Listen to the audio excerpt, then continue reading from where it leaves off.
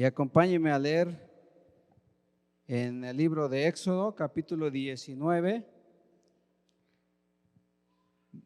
Vemos a través de la historia cómo Dios trató con el pueblo de Israel, cómo Dios había demostrado su soberanía en el pueblo egipcio sobre sus dioses, cómo Dios los había libertado con poder de la esclavitud y cómo Dios los condujo atravesando el Mar Rojo y de ahí metiéndolos al desierto.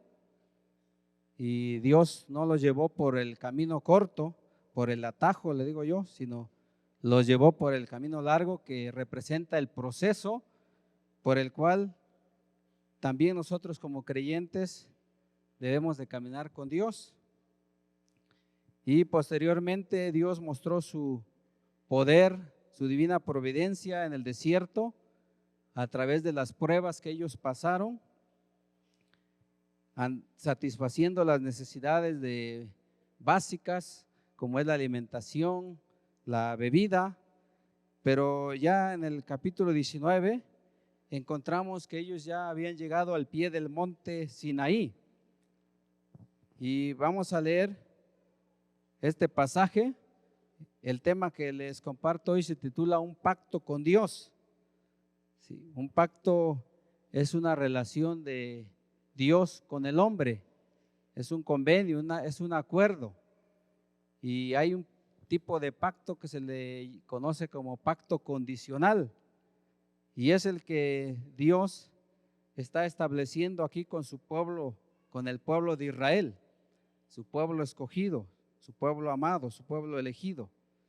Y vamos a leer de los versículos 1 al 8. Dice así, puede usted seguir con su vista mientras doy lectura. Dice: en el mes tercero de la salida de los hijos de Israel de la tierra de Egipto, en el mismo día llegaron al desierto de Sinaí. Habían salido de Refidín y llegaron al desierto de Sinaí y acamparon en el desierto, y acampó allí Israel delante del monte.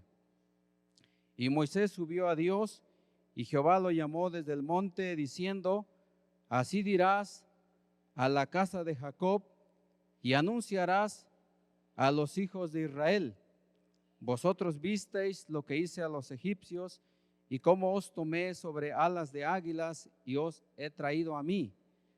Ahora pues, si diereis oído a mi voz y guardareis mi pacto, vosotros seréis mi especial tesoro sobre todos los pueblos, porque mía es toda la tierra. Y vosotros me seréis un reino de sacerdotes y gente santa. Estas son las palabras que dirás a los hijos de Israel. Entonces vino Moisés y llamó a los ancianos del pueblo y expuso en presencia de ellos todas estas palabras que Jehová le había mandado. Y todo el pueblo respondió a una y dijeron: todo lo que Jehová ha dicho haremos. Y Moisés refirió a Jehová las palabras del pueblo. Entonces, en el contexto nos encontramos en la dispensación de la ley. Dios ha trabajado así con la humanidad a través de dispensaciones y ha tenido un trato diferente con la humanidad. Pero aquí nos encontramos ante lo que se le conoce como el pacto mosaico o el pacto sinaítico, porque se llevó a cabo en el monte de Sinaí. Y este era un pacto condicional, porque Dios le dice: si hacen esto, yo me comprometo a hacer lo siguiente. Y entonces en el versículo 3 vemos que Moisés, como el líder del pueblo de Israel, sube a buscar a Dios y dice que Jehová lo llama y le dice: así dirás a la casa de Jacob y anunciarás a los hijos de Israel.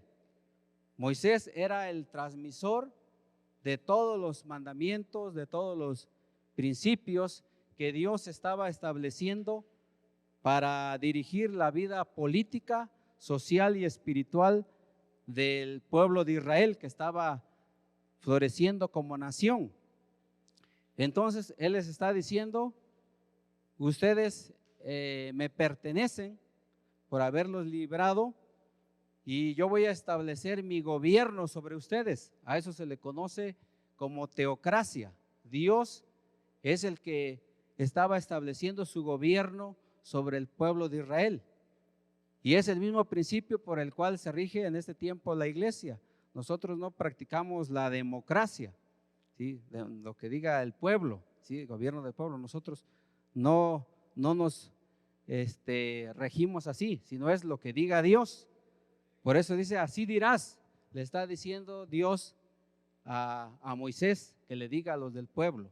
Si Él está estableciendo su gobierno sobre ellos y le recuerda, dice, todo lo que hice, dice, está usando una figura metafórica y le está diciendo todo lo que le recuerda a través de esa metáfora del águila, todo lo que Él hizo cuando ellos estaban en un sentido en el nido allá en Egipto, cómo Él los libertó con gran poder y los redimió.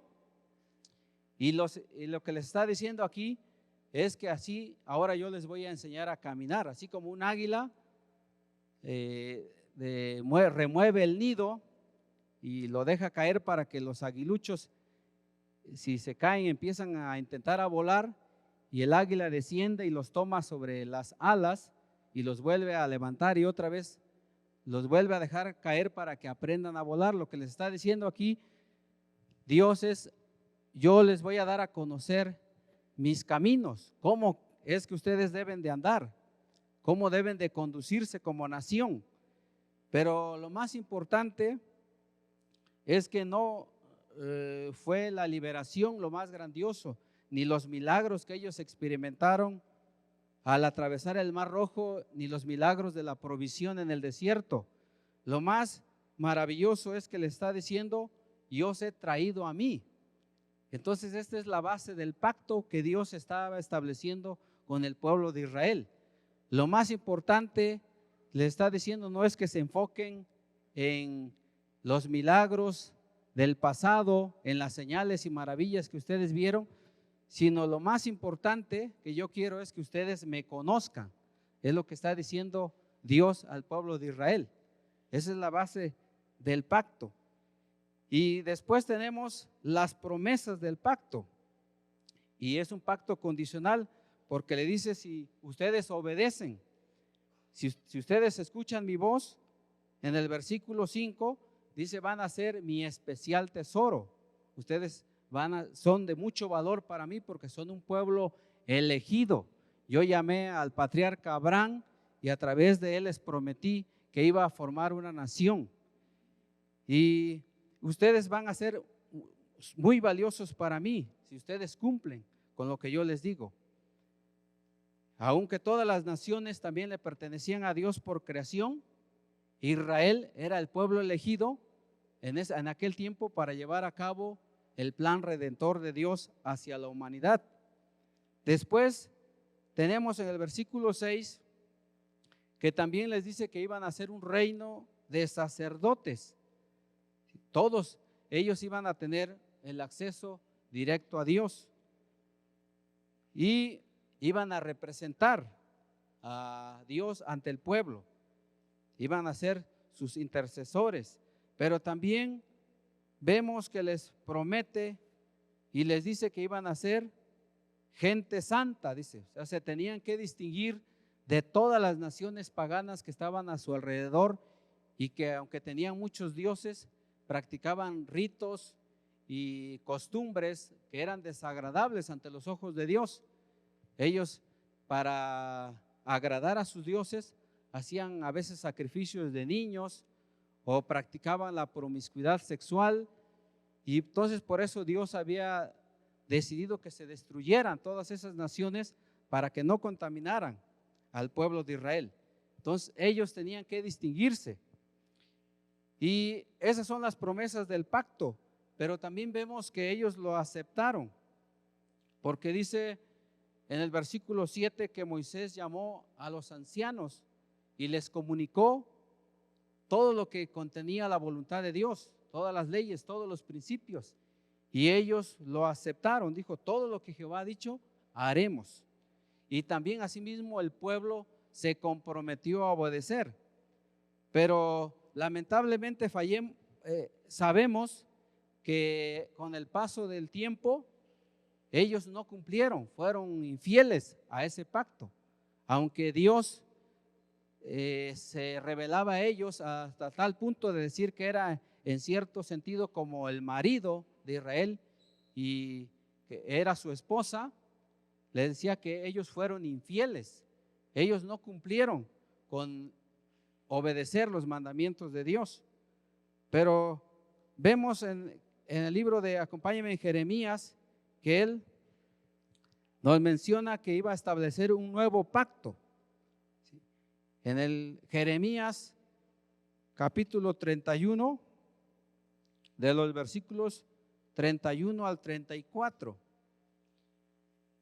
dice así: he aquí vienen días, dice Jehová, en los cuales haré nuevo pacto con la casa de Israel y con la casa de Judá, no como el pacto que hice con sus padres el día que tomé su mano para sacarlos de la tierra de Egipto, porque ellos invalidaron mi pacto, aunque fui yo un marido para ellos, dice Jehová.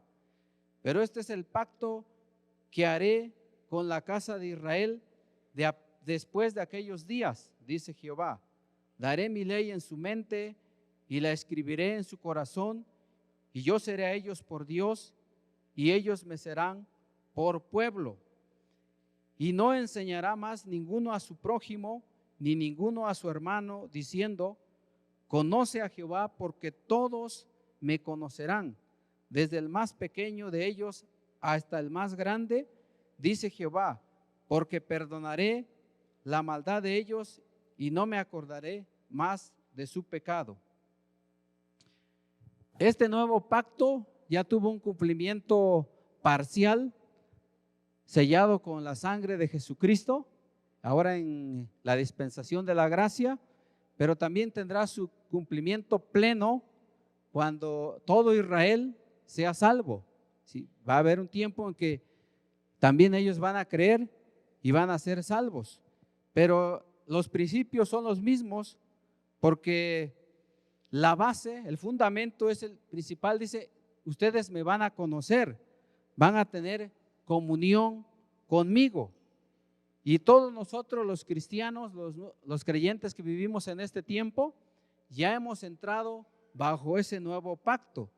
Dice la Escritura en 2 de Corintios 5:17, de modo que si alguno está en Cristo, nueva criatura es. Las cosas viejas pasaron, y aquí todas son hechas nuevas. Entonces todos los cristianos ya estamos bajo ese nuevo pacto, ¿sí?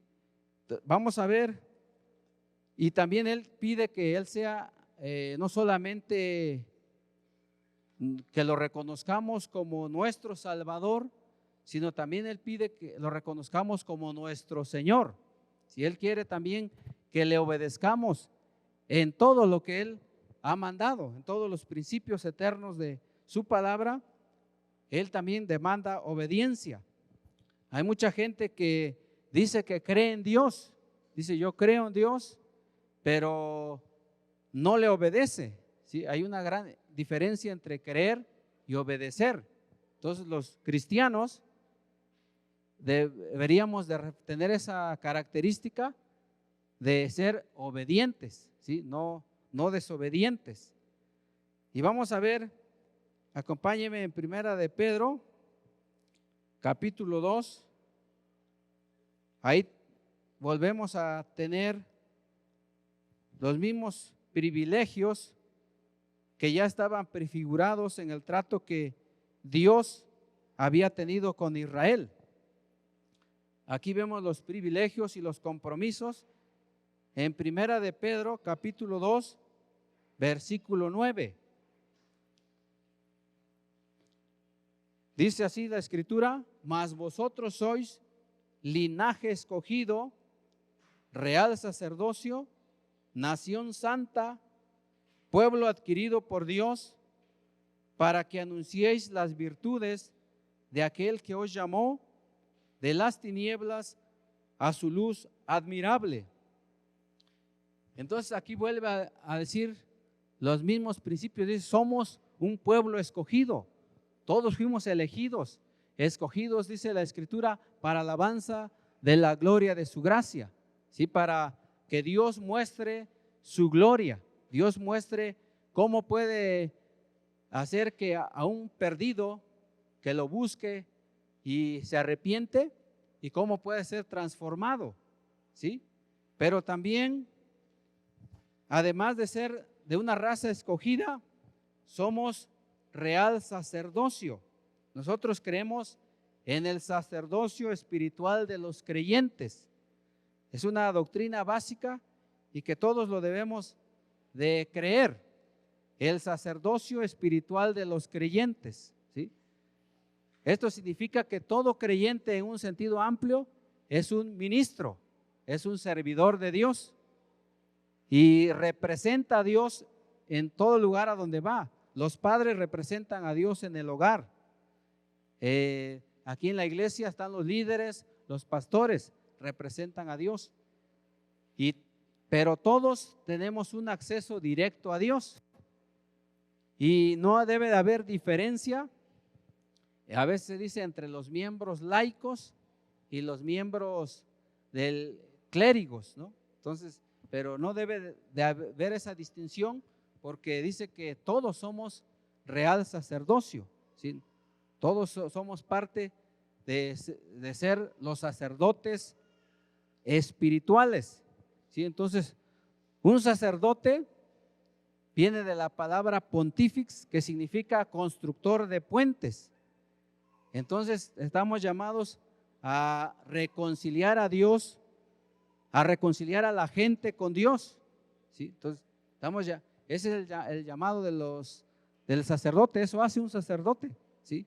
A donde quiera usted puede, aunque quizás no tenga credencial de ministro, quizás algunos no tengan estudios de un seminario, de un instituto bíblico, pero si es un sacerdote, usted puede enseñar a otros de la Escritura si ya es un cristiano. ¿Sí? Usted no todo lo hace el pastor o los líderes, sino todo creyente es un ministro y le puede enseñar a otros los caminos de Dios. Los padres pueden enseñar la voluntad de Dios al estudiar la Biblia en el hogar, ¿sí? Al tener los tiempos devocionales. ¿Sí? Es una responsabilidad, es un privilegio, pero también es una grande responsabilidad. Tiene el padre, los tutores, la madre, de enseñar a sus hijos acerca de Dios para que lo conozcan, ¿sí? Entonces, es importante que el papá, que el hijo vea a los tutores leyendo las Escrituras, que el hijo vea al papá orando, ¿sí? Que si lo primero que hace en las mañanas es leer la Biblia, orar, eso significa que le está transmitiendo el mensaje a sus hijos de que Dios es importante y que Dios es el número uno en sus vidas, que tiene el señorío en el hogar, en la familia. Amén. Entonces, de esa manera está ejerciendo el sacerdocio espiritual en su hogar. Es muy importante el rol que tienen los padres. Y más también los líderes, los maestros, van a buscar a Dios y van a enseñar también su voluntad en la iglesia, en un estudio bíblico, en un devocional, en todo momento. Entonces, ese es el papel de un sacerdote. Representa a Dios ante el pueblo, pero también representa al pueblo ante Dios. ¿Sí? Le ministra en sus necesidades, o si hay algún problema, puede darle un consejo, o puede llevar ante Dios algún pedido de oración que tenga algún miembro de la iglesia. O si lo aplicamos en el hogar, pues puede preguntarle a su hijo, a su hija: oye, ¿qué necesidad tienes? ¿Qué problema, qué luchas, qué batallas estás teniendo en la escuela, con tus amigos, en los estudios? Y de esa manera vas a ver cómo orar por su hijo o por su hija. Amén. Entonces, de esa manera ejerce el sacerdocio, pero también nos dice que los cristianos somos una nación santa, ¿sí? Una nación un pueblo que se distingue de las costumbres de los impíos, de los que no son creyentes. Dice en Primera de Pedro 1:14 al 16. Acompáñenme a leer un capítulo anterior. En el versículo 14 al 16 dice: como hijos obedientes, no os conforméis a los deseos que antes teníais estando en vuestra ignorancia, sino como aquel que os llamó es santo, sed también vosotros santos en toda vuestra manera de vivir, porque escrito está: sed santos porque yo soy santo. Entonces aquí el apóstol está hablando a la iglesia y le dice que ya son hijos obedientes, lo da por hecho, o sea que ya no son rebeldes como el pueblo de Israel que se desviaba de los caminos de Dios. Y nos dice que no debemos de conformarnos a la manera en que vivíamos antes, sino debemos de ser transformados. Y esa transformación se va a reflejar en la manera de vivir, ¿sí? El cristiano es santo en toda su manera de vivir. Si no hacemos una separación entre lo sagrado y lo secular. Como dicen algunos, cuando voy a la iglesia, pues casi me salen alitas, ¿no? Me porto así muy angelicalmente. Y ya salgo del templo y ya se ponen los cuernitos. No, para el cristiano, para el creyente no hay distinción de lugar, ¿sí? Sino en todo lugar refleja la santidad de Dios en toda su manera de vivir, en sus relaciones acá en la iglesia, en su familia, con sus padres, con sus hermanos, con todos los miembros de su familia, con las amistades, con sus amigos. ¿Sí? Si se relaciona con incrédulos, pues va a ver la manera de influenciarlos y darles testimonio, y no que ellos le sean de mayor influencia para él, sino él debe en ese lugar ser la luz. Estamos llamados a ser la luz entre los incrédulos. Entonces, también en todo ámbito, en el trabajo, ser honesto, en los negocios, ¿sí? Manejar bien las finanzas, todo de manera transparente, ¿sí? Administrar bien los recursos, y de esa manera se está reflejando también la santidad de Dios. Amén. Bueno, también dice en el versículo 2:9 de Primera de Pedro, dice que por cuanto ha sido un pueblo adquirido por Dios y hemos sido redimidos con la sangre preciosa de Jesús, ahora le pertenecemos. Sí, ya tenemos a un nuevo amo. Jesucristo es nuestro Señor, nuestro Salvador. Y entonces vamos a anunciar, es decir, vamos a predicar de las virtudes de aquel que nos llamó de las tinieblas a su luz admirable, ¿sí? A través de la predicación, a través del testimonio, un creyente va a anunciar las virtudes de Dios, ¿sí? La gente va a conocer a Dios a través de nosotros. Nosotros conocemos a Dios a través de Jesús, pero la gente que no lee la Biblia, pues lo va a conocer a través de la iglesia. Esa es la voluntad de Dios, que a través de los cristianos, a través de los creyentes de este tiempo, se cumpla el plan redentor de Dios de reconciliar a la gente con Él, de que los que viven lejos de Dios, ajenos de la voluntad de Dios, o algunos aunque quizás han escuchado de Dios, deciden rebelarse en contra de la voluntad de Dios, aún a ellos vamos a predicarles, a enseñarles de los principios de Dios para que se vengan a también a ser parte de esta raza escogida, también para que sean sacerdotes y para que sean parte del pueblo santo de Dios. Amén. Entonces, el desafío es aún mayor también para los líderes, como vemos en primera de Timoteo 4:12. El apóstol Pablo está aconsejando a Timoteo, que era un líder, era un anciano de iglesia, pero también que llegó a ser el pastor de la iglesia, y le da un consejo en primera de Timoteo 4:12. Dice: ninguno tenga en poco tu juventud, sino sé ejemplo de los creyentes en palabra, conducta, amor, espíritu, fe y pureza. Entonces aquí le está exhortando el apóstol Pablo a Timoteo.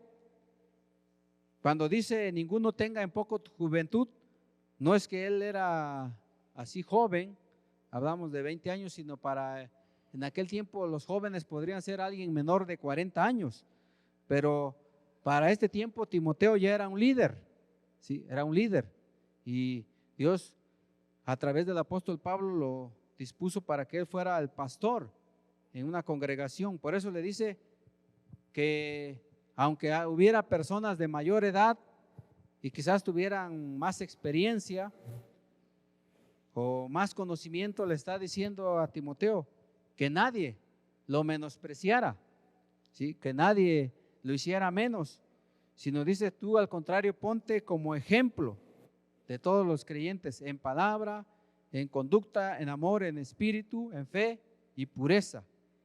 Dice: entre tanto que voy, ocúpate en la lectura, la exhortación y la enseñanza. No descuides el don que hay en ti, que te fue dado mediante profecía con la imposición de las manos del presbiterio. Ocúpate en estas cosas, permanece en ellas para que tu aprovechamiento sea manifiesto a todos. Ten cuidado de ti mismo y de la doctrina.